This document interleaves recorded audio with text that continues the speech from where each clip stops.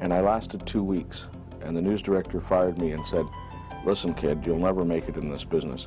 Go sell ties at Eaton's." We were definitely free spirits in those days, and there was something so valuable about what I learned by being involved in that kind of music. We had a great group of individuals who were working together towards the same goal. I feel more sympathy with the hybrids. And I think probably as a creator, I'm also a hybrid. I've never been motivated by money. I think I'm a man of higher principle. I made it, I spent it. The real spirit of conversation consists on building on another person's observations, not overturning it. Hello, I'm George Orr. In 1988 through 1990, a television series called Conversation interviewed more than 100 high-profile individuals in the arts, business, politics, sports, and the media. Conversation Snapshots will provide you glimpses into these original programs with the hope of entertaining you, as well as treating you to some of the more revealing moments from these interviews. On this program, the snapshots captured from the past will be political reporter and journalist Mike Duffy, singer-songwriter Sherry Ulrich, British horror author and filmmaker Clive Barker, former Montreal Canadiens Hall of Famer Jean Beliveau, and the original James West in the Wild Wild West, Robert Conrad. Your first serious episodic run was with a show called Hawaiian Eye. Right. Got it written here, 156 episodes in 4 years. Right. At a grand total of $164.21 per week. How was young Robert Conrad's acting back then? I don't know. It lasted 156 episodes. Someone was watching. By my standards, today, I look back and say I had a wonderful opportunity to learn to act. We all must have had some kind of quality to have gotten the job in the first place. So I'm not going to be hard on myself. I think it entertained people. I still have people come up to me and tell me they watched the show. It was okay. My acting was, for a 22-year-old young man with no experience, it was like boxing. I was a novice. It was a novice performance, but I was in the ring. I was doing it. Let's go back to Wild Wild West for a second. Who can forget that incredible show? Special Agent James West, duly appointed. Ross Martin, the late Ross Martin, your co-star in that show, was once quoted as saying, "I do all the acting, and Robert does all the stunts." A fair appraisal? Oh, yeah, absolutely.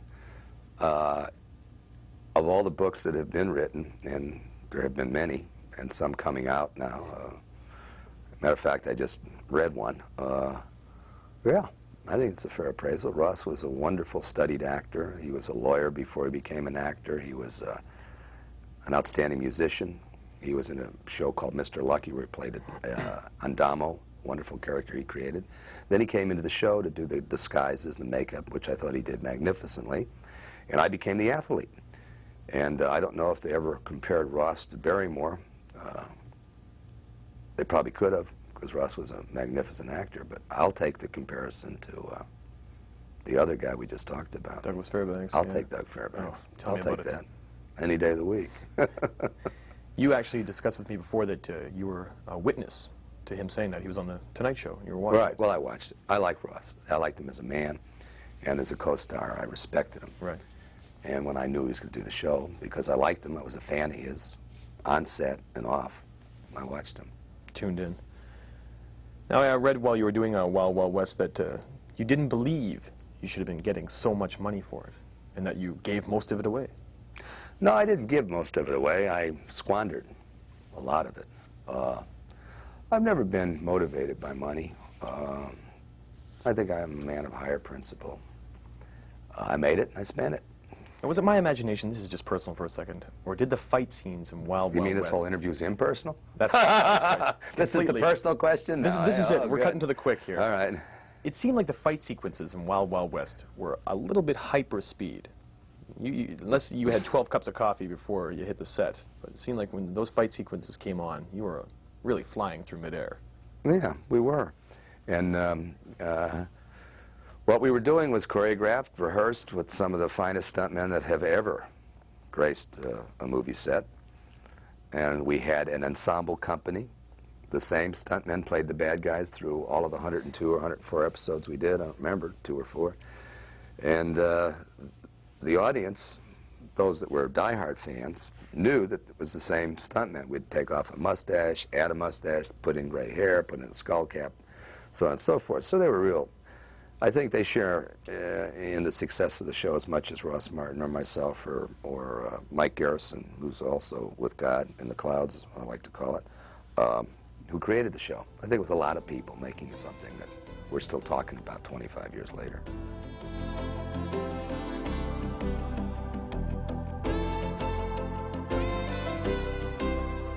A radio station in Ottawa was looking for a news person, and they called and asked.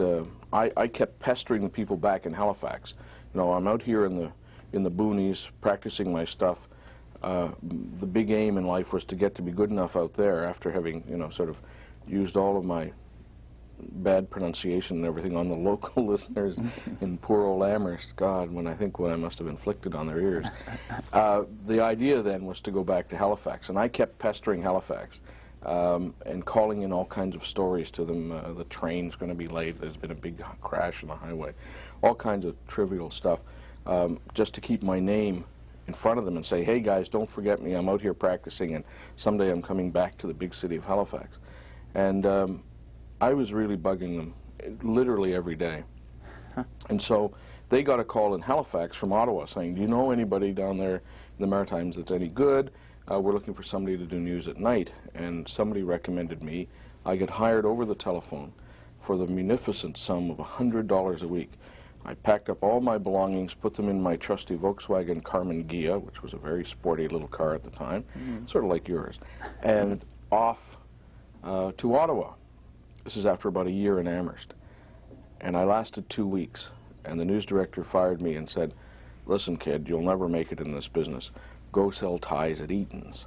The guy's name was Hal Anthony, who's now still working in Ottawa. And we're good friends. But 2 strikes now. Pardon? This is your 2nd strike, at least. You've been fired. Oh, second time I've been fired, but a zillion strikes against me because all kinds of places where I hadn't been hired. You know, but here's 2 occasions when I'd been fired. Once at CJCH in Halifax, and here I am at CKOY in Ottawa, and I'm out of it. Fortunately, they had great pity on me, and they had called my boss back in Amherst and said, look, he's here 2 weeks, but he's too green. Have you replaced him? No. And so they said, look, call back to Amherst. You can have your old job back. And so they were very nice about that. So I left Ottawa with my head hanging pretty low and went back to Amherst and stayed another 6 months, and then got offered a job in Halifax, and went to Halifax and then got involved in politics, covered Bob Stanfield at the legislature, and then covered him in 1967 when he ran for and won the Conservative leadership in Toronto. Not a very charismatic politician, was he? Oh, he was the man with the winning way. That was the slogan in 1967. Who coined that? Dalton Camp, who was running Stanfield's campaign. But I got the bug then. 1, news was great, but 2, political news could be exciting, because the Tory Leadership Convention in 1967 in Toronto was a massive affair with no spending limits, no regulations. Now everything's so controlled, but in those days there were no spending limits, so you'd walk into a hospitality suite and they'd have cases of booze stacked to the ceiling. There were bands in the halls, people on horseback in the lobby of the Royal York Hotel. I mean, it was just bizarre. And of course, the big drama was, what would Diefenbaker do? Would Diefenbaker run for the leadership again, or would he step aside? And of course, he allowed his name to stand, and I think came 5th in that contest. But all the bloodletting leading up to that, dump Diefenbaker movement and the leadership review question, all of that. And then when I finally saw the spectacle in Maple Leaf Gardens, I just was dazzled. And I said, hey, baby, this is for me. If I can go anywhere in this business, I want to do it covering politics.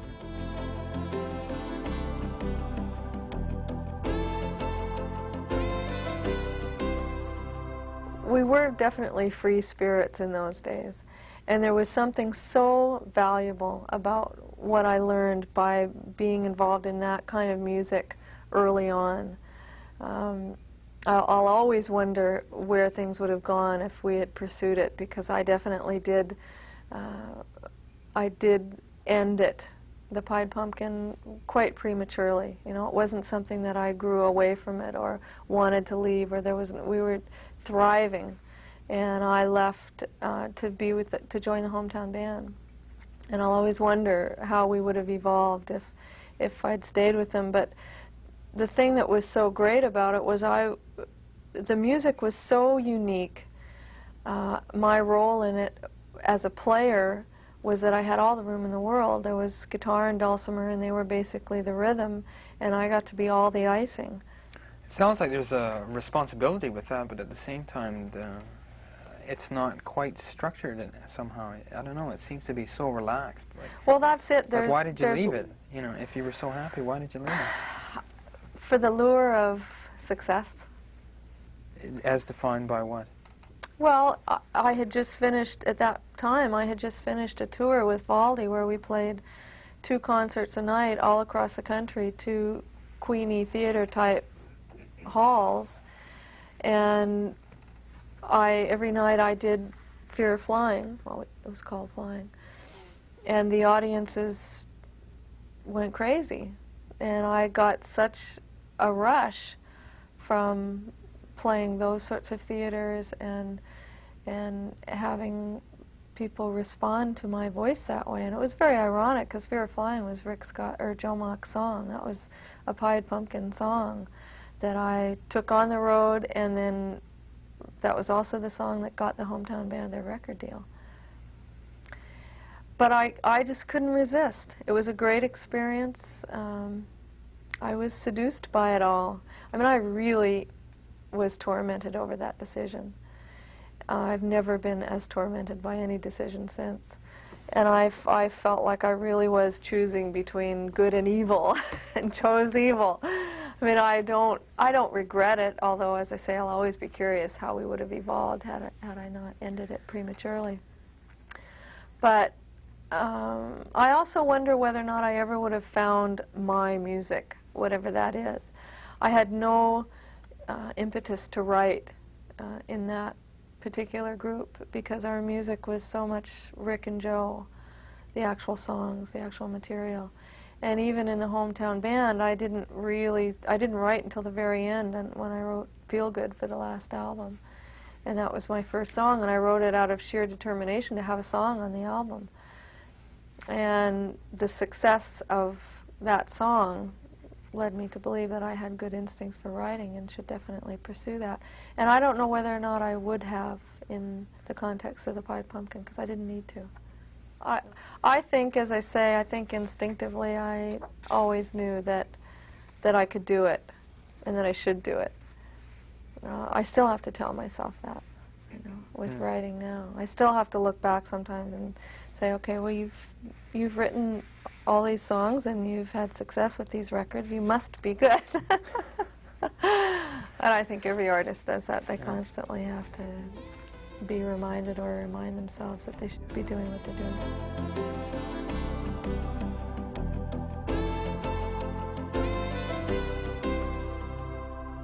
I feel more sympathy with the hybrids, and I think probably as a creator I'm also a hybrid, in the sense that the kind of fiction I write is very difficult to categorize, even though attempts have been made to call it horror or to call it science fiction or to call it fabulist fiction. I write a fiction of the imagination, which is Clive Barker's fiction. Mm-hmm. And it is a hybrid. It contains all kinds of disparate influences, William Blake and Goya and Bosch at the high art end, if you like, and I guess comic books, Crazy Cat, Bugs Bunny, Ray Harryhausen's movies, Fantasia. At the other end, I shouldn't say ends, because that sort of implies some hierarchy of excellence. I don't really mean that. I think that Goya probably would have enjoyed Bugs Bunny. It was very visual, and Goya was deaf. You know, the whole thing about categorization is about limitation and specialization. And I'm an inclusionist rather than an exclusionist. I want to be able to take in as many influences, as eclectic as possible, and somehow or other mold them into an experience. In the case of Weave World, taking lessons from Melville and J.M. Barrie and Lewis Carroll and William Blake, and saying, now, let me see what I can do. These are the things which are going on in my head. Now let me see if I can make something which is Clive Barker, but which does take account of these disparate images and ideas. It's very important not to be categorized. Right, right. I think this all implies that possibly that you're going off in a new direction, that you want to work within a larger arena, possibly. Yeah, I think the size of the arena is relative. But yes, I mean, I feel as though the kind of fiction that I write is a fiction of the imagination. That is, it's a fiction which is about the reconfiguring of realities in some way or other. I don't set out in my fiction to reproduce the texture of life as we will be living it when we step outside the studio door.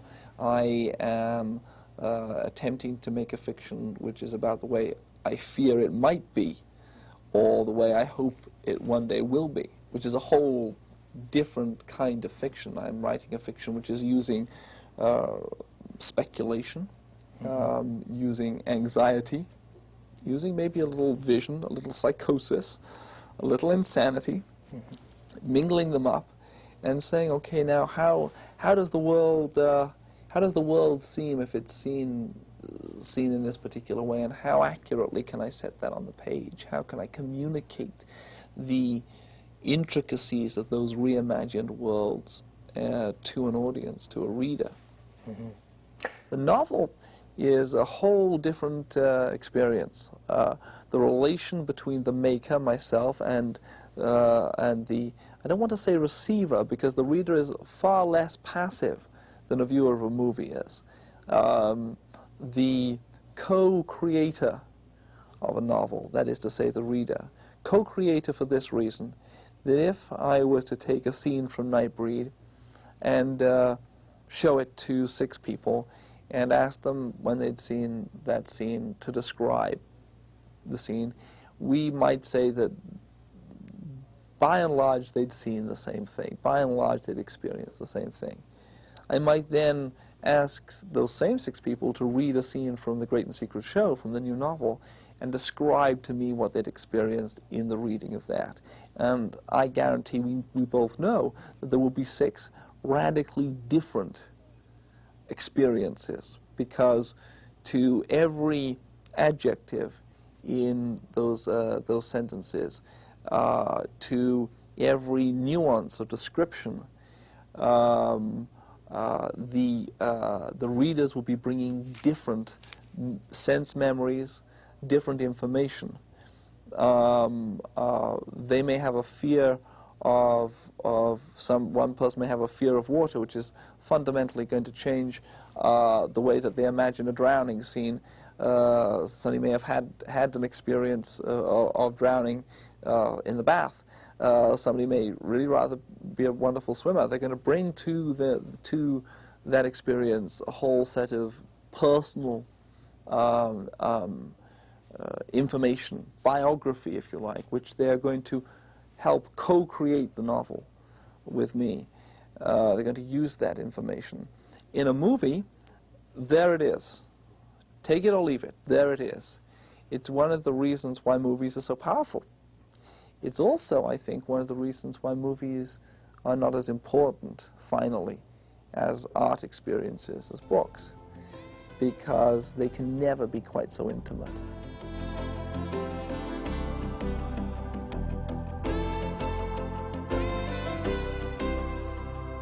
It's quite an opportunity to be able to spend your life working, but playing. And it's like you're playing but working. And well, I mentioned that on a few occasions. I said, it's true I'm working, but I'm one of the lucky one of my group in Victoriaville. There were some other good one, but I'm the one who finally end up making a career out of it. And I think as a whole, I'm pretty satisfied. I think a career can always be better, but it could have been, I think, a lot worse. Very difficult to be better in this case. You were on 10 Stanley Cup teams, were the captain for many of those, of the Montreal Canadiens, 10 All-Star teams. You won the Ross Trophy, Hart Trophy as the most valuable player of the National Hockey League a couple of times. The first ever Conn Smythe Trophy. It's hard to improve on. Great. Well, I came up at a time when we had a great group of people, and they had great talent too. I cannot forget, I came up finally for good, and I signed my first contract in October 1953. And we lost my first year with Canadian in the spring of 54-55. We lost the 7 games to Detroit. And after that, we won the Stanley Cup 5 years in a row from 56 to the spring of 1960. And early 60s, Maurice Richard retired in the fall of 1960. And the team went through a reorganization, and for a few years we got battled around by the Leafs. But we had a great group of individuals who were working together towards the same goal. It was winning, finishing first with the regular season, and winning the Stanley Cup. And I was fortunate to be there at the right time with a great group of hockey players. And I always thought that the Canadian was a fine example of a group of individuals coming from different ethnics, playing together towards a common goal, which was the Stanley Cup. You got a lot of injuries, didn't you, in the early days? In the early days, your title invited people to hit you almost, no? Let's put it this way. There's nothing worse than joining the professional rank preceded by a lot of publicity. Don't forget those 4 years I was in Quebec City.